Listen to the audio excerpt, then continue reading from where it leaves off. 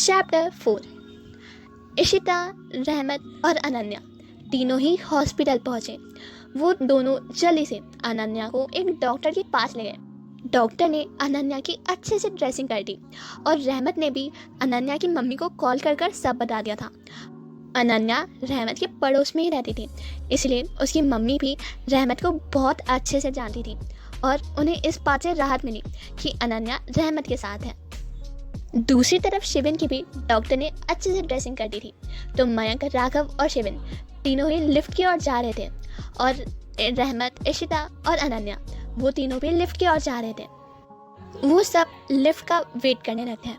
शिविन की नज़र अभी अपने चोट पर थी। राघव और मयंक भी अपनी चोट को देख रहे थे। अनन्या और रहमत और इशिता ने एक बार उन तीनों की तरफ देखा, फिर उन तीनों को इग्नोर कर लिफ्ट के अंदर चले गए। राघव, मयंक और शिविन वो तीनों भी लिफ्ट के अंदर आ गए। लिफ्ट में पहले से ही एक हैंडसम सा लड़का था जिसने एक पुलिस की यूनिफॉर्म पहनी थी, दिखने में काफ़ी हैंडसम और अट्रैक्टिव। एक बार तो रहमत भी उसे देखते ही रह गई। धीरे धीरे लिफ्ट में एक भीड़ बढ़ती गई और गलती से अनन्या ने शिविन के पाँव पर अपना पैर रख दिया। शिविन थोड़ा सा चीखा और फिर उसने अनन्या को देखा। अनन्या मासूम सा चेहरा बनाकर बोली, आई एम सॉरी भैया। शिविन प्यार से कहता है, इट्स ओके।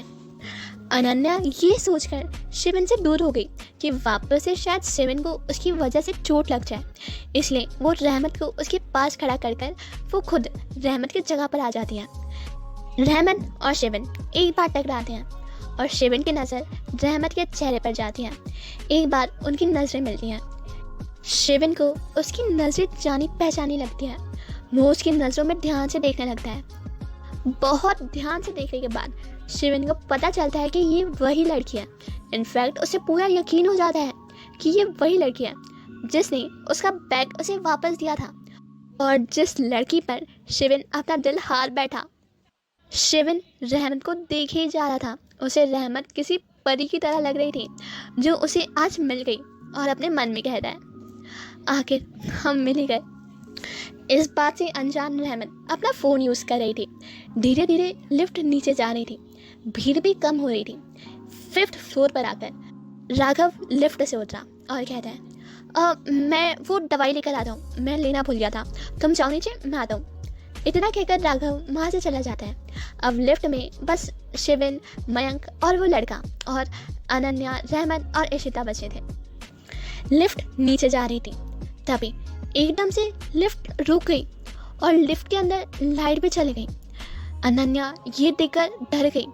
सबको पता चल गया कि लिफ्ट में कुछ गड़बड़ हुई है और उन्होंने जल्दी से इमरजेंसी कॉल पर कॉल कर कर सब बता दिया, पर लिफ्ट खोलने में टाइम लगता और अनन्या बहुत डर गई। वो रहमत का हाथ पकड़ते हुए कहती है, दीदी मुझे डर लग रहा है, मुझे घबराहट हुई है दीदी। इशिता अनन्या को शांत करवाते हुए कहती है, बेटा हम यहीं पर है ना, कुछ नहीं होगा, हम है ना तुम्हारे साथ। पर अनन्या अभी भी डरी जा रही थी। वो तो डर से कांप रही थी। ये देखकर रहमत को बिल्कुल अच्छा नहीं लग रहा था। तभी वो लड़का जिसने पुलिस की यूनिफॉर्म पहनी थी वो नीचे झुकता है और अनन्या को अपनी तरफ मोड़ते हुए कहता है, हम है ना तुम्हारे साथ। इतना कहकर वो लड़का अनन्या को अपने गले लगा लेता है।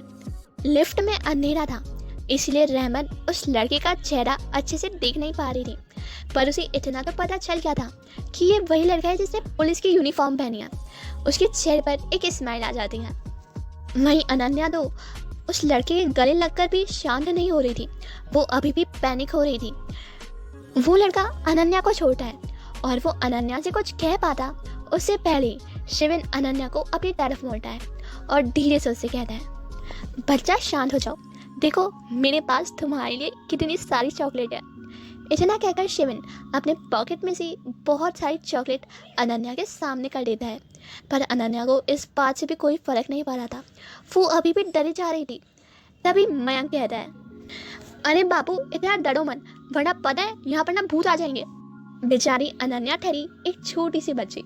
मयंक की बात सुनकर वो और ज़्यादा डर जाती है और शिविन के गले लगकर कहती है, भैया देखो ना, ये भैया कितने गंदे हैं। शिविन अपना पैर मयंक के पैर पर मारते हुए उसे कहता है, चुप हो जा।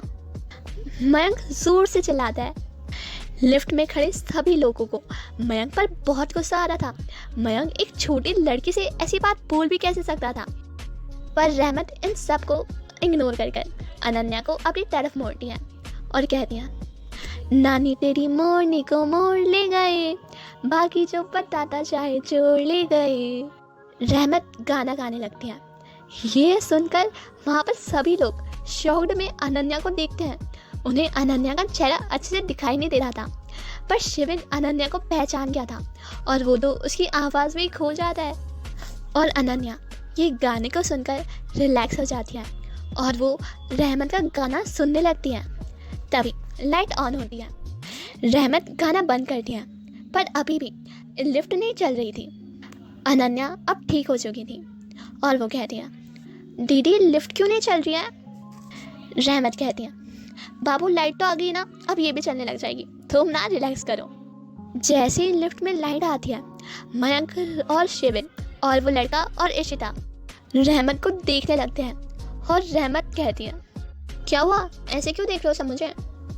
पुलिस यूनिफॉर्म पहना हुआ लड़का कहता है, ये आइडिया अच्छा है, वेरी गुड। रहमत उस लड़के को देखती है और एक स्माइल देती है।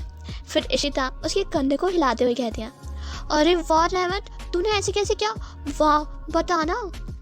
अब लिफ्ट भी चालू हो जाती है। रहमत हंसते हुए कहती है, अरे जब भी कोई इंसान ज़्यादा पैनिक हो जाए ना, तो उसको उसकी मनपसंद चीज़ दे दो।